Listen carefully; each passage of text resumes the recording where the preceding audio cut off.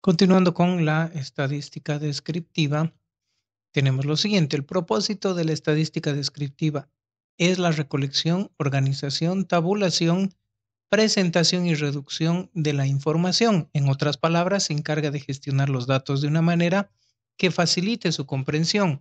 Por ejemplo, tenemos a disposición los siguientes datos: 1.3545, 1.3845, etcétera, etcétera.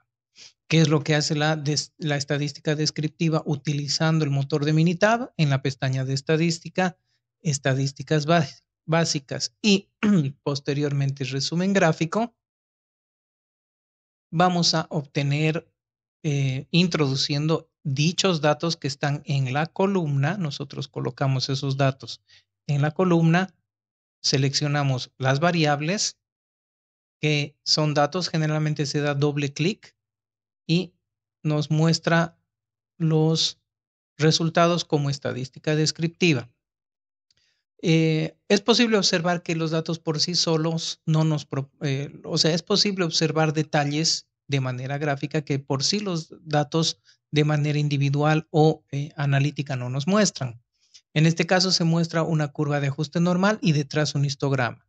Debajo tenemos un diagrama de caja y bigotes que refleja con más detalle el comportamiento de los datos, observando más abajo una gráfica de intervalos. Paralelamente se descubren los datos estadísticos numéricos para tener un conocimiento más detallado. Y hemos visto entonces, la primera parte nos muestra una curva de ajuste normal con un histograma.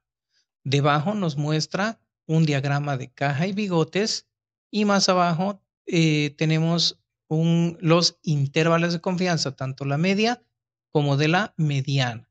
La media ya hemos visto es la media aritmética y la mediana son los valores del medio organizados de menor a mayor. Entonces, aquí a la derecha tenemos los datos ya analíticos para ver, por ejemplo, si se ajusta a una curva normal. En este caso, al ser menor a 0.05, vemos que no se ajusta a una distribución normal en absoluto. Tenemos la media, tenemos la desviación estándar, varianza, asimetría, kurtosis, el número de observaciones, que son 15 en este caso. Tenemos un mínimo, cuartil, mediana, tercer cuartil, máximo y otros parámetros que estamos viendo tanto gráfica como analíticamente. Pasando ahora a lo que son los métodos gráficos, eh, tenemos que permiten interpretar la información de manera sencilla y dan mayor comprensión de que los datos numéricos, por ejemplo. En este caso son cuantitativos obtenidos de un conjunto de variables. Para aplicar estos, utilizando el Minitab, lo vemos a continuación. Por ejemplo, un diagrama de dispersión nos permite conocer la relación entre dos variables tal y como se muestra a continuación. Teniendo dos pares de datos, se procede a aplicar un diagrama de dispersión. Tenemos entonces contracción y absorción. Tenemos deformación y esfuerzo por otro lado. Entonces, en el caso de Minitab, también voy a adjuntar el archivo de Minitab para que ustedes puedan ver y hacer el procedimiento de manera secuencial con las gráficas para ver que evidentemente tiene que dar el mismo resultado y obviamente para poner en práctica. Seleccionamos en este caso la pestaña de gráficas, gráfica de dispersión, y en este caso vamos a poner con regresión. Podríamos hacerlo de manera simple con línea de conexión, pero vamos a hacer en este caso sin línea de conexión, pero con regresión. Damos clic en aceptar y nos van a salir los datos que tenemos en este caso, que son válidos para, porque algunos casos tenemos texto o que son datos por atributo, no nos va a reconocer, tiene que ser dato continuo, ¿ya? Por ejemplo, colocamos las variables y contracción y en la variable X damos clic en absorción. Aceptamos y en este caso nos está mostrando los resultados, tanto la dispersión como la curva de ajuste.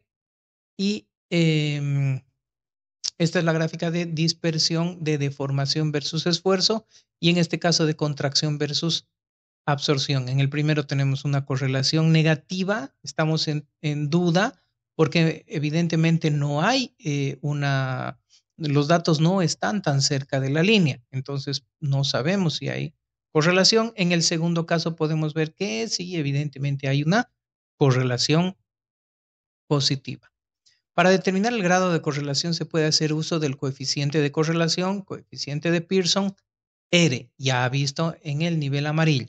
Para esto se sugiere hacer uso de Excel. También lo podemos hacer en Minitab. Sin embargo, en el Excel es un poquito más flexible en su manejo. Debe tenerse en cuenta que cada software tiene sus fortalezas y debilidades. No son objetivos de este programa. Si sabe un nivel básico de Excel, no va a tener ningún problema.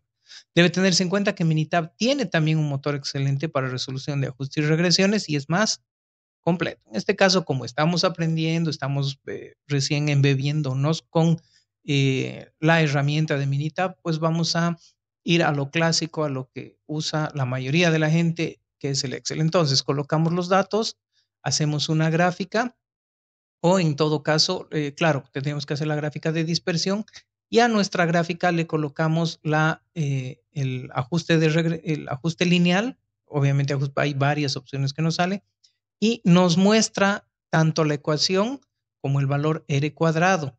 Nos está mostrando que tenemos evidentemente un ajuste bastante bajo, menor del 50%. Cero es no hay relación lineal y uno obviamente una relación lineal perfecta. Entonces, en este caso podemos decir que no hay una relación, ¿no es cierto? En este caso tenemos un parámetro de R cuadrado de 0,95, entonces decimos que sí, evidentemente hay una cierta tendencia lineal de los datos. Pasando a la gráfica de puntos, es muy similar a un histograma.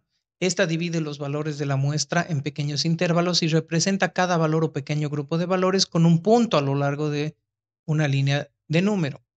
Una gráfica de puntos funciona mejor cuando el tamaño de la muestra es menor que 50. ¿Por qué? Porque si no se complica visualmente. Para esto nos vamos a gráfica, gráfica de puntos, y vamos a seleccionar en este caso simple y aceptamos.